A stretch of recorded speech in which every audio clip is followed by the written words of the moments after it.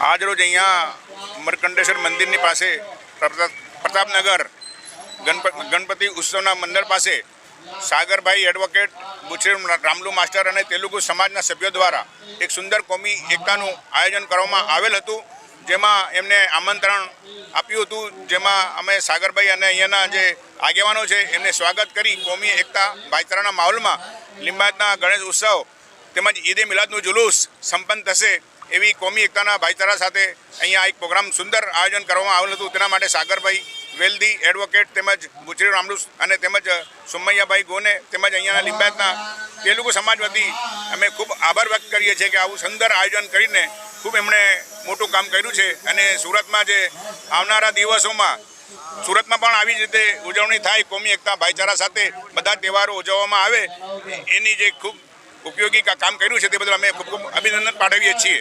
આવનારા તહેવાર નિમિત્તે અને એક લિંબાયત સર્જનશીલ વિસ્તાર ગણાય છે અને આપણા જે તહેવારો છે અને કેવી રીતે આ તહેવારોમાં રંગેચંગે મહોત્સવમાં ભાગ લેવા માંગે છે। કાલે અમારે ઈદે મિલાદનું તહેવાર છે, એમાં તમામ સમાજના હિન્દુ સમાજના આગેવાનો તેમજ બીજા બધા જ લોકોને અમે બોલાવ્યા છે અને એ લોકો બી માન આપીને ભાગ લેવાના છે અને કાલનો જે તહેવાર છે તે કોમી એકતા ભાઈચારા સાથે ઉજવશે એવી બધાએ લિંબાયતના આગેવાનોએ ખાતરી આપી છે। અને તમે એમ જણાવો છો કે આજે આ મીટિંગ થઈ છે તો તમારો તહેવારો કેવી રીતે સફળ જશે, તમને કેવી લાગણી લાગે છે? ભાઈ અહીંયા જે કોમી એકતાનું મિસાલ પૂરી પાડ્યું છે તે ખૂબ મોટું ઉદાહરણ પૂરું પાડ્યું છે અને લિંબાયતમાં ગણેશ ઉત્સવની યાત્રા તેમજ ઈદે મિલાદનું તહેવાર શાંતિથી કોમી એકલાસ અને ભાઈચારાના વાતાવરણમાં પૂર્ણ થશે એવી અમે ખાતરી આપી છે। મારું નામ બુચ્ચીરામલુ રાપોલુ છે, હું લિંબાયત શાંતિ સમિતિના સભ્ય છું। આ ગણપતિ ઉત્સવ દરમિયાન અમારા સમાજ તરફથી માર્કંડેશ્વર મંદિર પાસે આજ ગણેશ પંડોલ પાસે સત્યનારાયણ કથાનું પૂજાના કાર્યક્રમ રાખવામાં આવ્યું હતું। લિંબાયતમાં કોમી એકતા બનાવવા માટે આ એક પ્રયાસ છે અમારું। લિંબાયતની અંદર કોઈ પણ તહેવારે કોમી એકલાસથી અને આનંદ ઉલ્લાસથી ઉજવણી થાય તે માટે અમારા સમાજ કાયમ માટે આગળ રહે છે। અગાઉ જે લિંબાયતમાં 92ની અંદર ધમાલ થયો હતો, કોમી રમખાણ થયો હતો, તે દરમિયાન મારુતિનગરમાં અમે ભંડારા કાર્યક્રમ અમારા તેલુગુ શિક્ષકો તરફથી રાખવામાં આવ્યું હતું। તે દરમિયાન પણ આવી જ રીતે હિન્દુ અને મુસ્લિમ આગેવાનોને બોલાવીને બાજુમાં બેસાડીને આ જમાડ્યો હતો બધાને। આવી રીતે આ સાગરભાઈ એડવોકેટે આજે એક સુંદર કાર્યક્રમ રાખ્યું છે સત્યનારાયણ કથાની અંદર પ્રસાદ આપવા માટે અને આ કોમી એકતાનું સ્થાપના થાય લિંબાયતમાં તેના માટે આ બધા આગેવાનોને બોલાવ્યા છે। અમારા તહેવારની અંદર અને સાથે સાથે મુસ્લિમ તહેવાર જે ઈદ એ મિલાદ કાલે જુલુસ છે અને ગણપતિ વિસર્જનની શોભાયાત્રા પણ કોમી એકલાસ થાય, શાંતિ રીતે થાય તે માટે અમે ખૂબ જ પ્રયત્ન કરીએ છીએ। તેમાં પોલીસની કામગીરી પણ ખૂબ જ પ્રશંસનીય છે। તે માટે આપણા સંવેદનશીલ વિસ્તાર છે તે વિસ્તારની અંદર પોલીસ પણ ખૂબ જ બંદોબસ્ત રાખવામાં આવ્યું છે।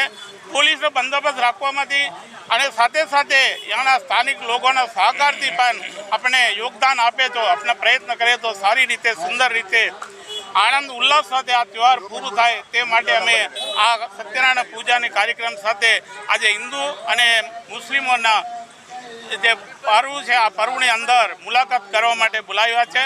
સૌ આવ્યા છે, અમને બહુ આનંદ થયા છે। આ વિસ્તારની અંદર જે સાગરભાઈ મારી પાસે આવ્યા ત્યારે એને કીધું કે આપણા વિસ્તારની અંદર તાજિયા કમિટી હોય, ગણેશ ઉત્સવ સમિતિ હોય અને આપણા સમાજના જે પણ આગેવાન હોય અને કોમી એકતાની ભાવના જેમાં હોય એ દરેકને બોલાવીને આપણા કોમી એકલાસનું એક વાતાવરણ ઊભા રાખે તે માટે આપણા પ્રયત્નશીલ હતા। એ પ્રયત્નશીલમાં મેં લાગે છે કે અમે સફળ થઈ ગયા છે અમે લોકો। મારું નામ સાગર એમ વેલદી છે, હું પોતે વકીલ છું અને સમાજ સેવક પણ છું અને વર્ષોથી હિન્દુ મુસ્લિમ એકતા માટે અને ગરીબો માટે લડતા આવેલો છું અને એમના શાંતિ માટે, હિન્દુ મુસ્લિમ એકતા અને શાંતિ માટે કામ કરતા આવેલો છું। આજે શું વિષયનો ખર્ચો હતો ને જે સામાજિક લોકો દ્વારા બેઠક યોજવામાં આવી? આજે લિંબાયતના રાજા જે લિંબાયતનું ગઢ કહેવાય ત્યાં લિંબાયત રાજાનું આગમન થયેલું છે। એ આગમનને અનુલક્ષીને જે 10 દિવસનું જે ગણેશજીનું જે પૂજાપાઠ ચાલતી આવેલી છે એમાં આજે સત્યનારાયણ કથાનું આયોજન કરવામાં આવેલું છે। એ સત્યનારાયણ કથામાં લિંબાયતમાં દરેક આગેવાનો, દરેક સમાજના આગેવાનો ઉપસ્થિત રહી લિંબાયતના ગઢથી પૂરા ભારતને પૂરા દેશને અને ગુજરાતને ખાસ કરીને સુરતને શાંતિ અને ભાઈચારાનો મેસેજ આપવા માટે એ લોકો આવેલા છે અને આપેલી છે. શું લાગે છે આજે તમે જો બેઠક યોજી છે એ તહેવારમાં ઉત્સવ રહેશે અને કેવી રીતે મનાવવામાં આજે જે સદભાવનાનું બેઠક સદભાવનાની બેઠકમાં ઉપસ્થિત રહી દરેક આગેવાનોએ એકતા હિન્દુ અને મુસ્લિમનું એકતાનો મેસેજ આપેલી છે અને આખા સમાજમાં એ એક પોઝિટિવ રીતે ગઈ છે અને આગળ પણ આપણા સમાજમાં શાંતિ રહેશે એવું આપણે ઈચ્છા કરીએ છીએ.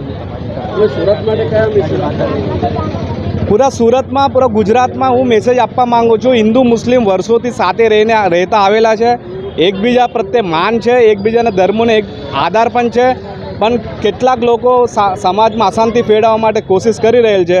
એ લોકોને એક સારા મેસેજ આપવા માટે આજે આ પ્રોગ્રામનું આયોજન કરેલ છે.